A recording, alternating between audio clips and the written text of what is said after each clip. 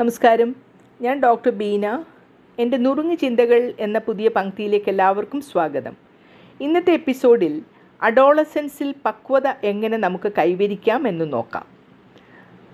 അഡോളസൻസിൽ പക്വത കൈവരിക്കുന്നതിന് ഏകദേശം 4 പ്രധാന മേഖലകൾ ശ്രദ്ധിക്കാനുണ്ട്. ശാരീരികം, മാനസികം, സാമൂഹികം, ആത്മികവും ബൗദ്ധികവും ആയിട്ടുള്ള കാര്യങ്ങൾ. ഇവ ഓരോന്നും നന്നായി വളരുമ്പോൾ ആ വ്യക്തി സവിശേഷമായ പക്വത കൈവരിക്കുന്നു. ശാരീരിക പക്വത എന്നത് ഒരു വ്യക്തിയുടെ വയസ്സിൻ്റെ മേൽക്കൂരയിൽ ശരീരം വളർച്ചയുടെ അവസാന ഘട്ടമാണ്. ശാരീരിക സ്വയം പരിരക്ഷ, ആരോഗ്യപരമായ ശീലങ്ങൾ എന്നിവ ഇതിന് അത്യാവശ്യമാണ്. പക്വതയുള്ള കൗമാരക്കാരന് തൻ്റെ ശരീരത്തെക്കുറിച്ചും അതിൻ്റെ പരിധികളെക്കുറിച്ചും ബോധവാനാകണം. മാനസിക ബൗദ്ധിക പക്വത എങ്ങനെ ഫലപ്രദമായി തീരുമാനങ്ങൾ എടുക്കണം എന്ന് മനസ്സിലാക്കി തരുന്നു.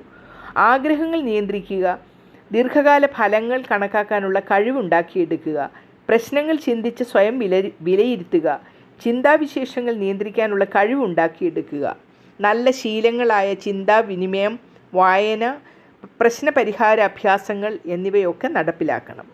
സാമൂഹിക പക്വത എന്നത് ബന്ധങ്ങൾ നിലനിർത്താനും സഹകരണ ഭാവത്തോടെ പെരുമാറാനും മറ്റുള്ളവരുടെ അനുഭവങ്ങൾ അംഗീകരിക്കാനുമുള്ള കഴിവാണ്. പ്രതികരണം നിയന്ത്രിച്ച് വാക്കുകളും പ്രവൃത്തികളും ബോധപൂർവം തിരഞ്ഞെടുക്കുക.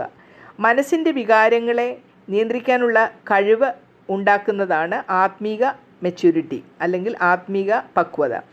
ക്ഷമ, സഹനം, നന്ദി, കരുണ തുടങ്ങിയ നല്ല നല്ല ശീലങ്ങളെ, അനുഭവങ്ങളെ പാഠമാക്കി മാറ്റുക.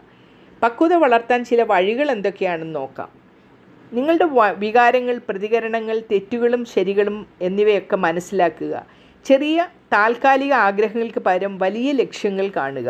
സഹപാഠികൾ, കൂട്ടുകാർ, കുടുംബം എന്നിവരുമായി നല്ല ബന്ധം പുലർത്തുക.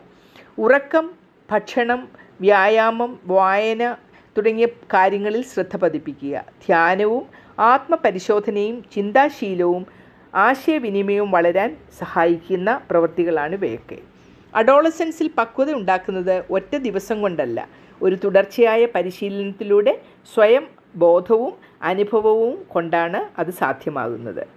ഇനി പുതിയൊരു വിഷയവുമായി അടുത്ത എപ്പിസോഡിൽ കാണാം. നന്ദി, നമസ്കാരം.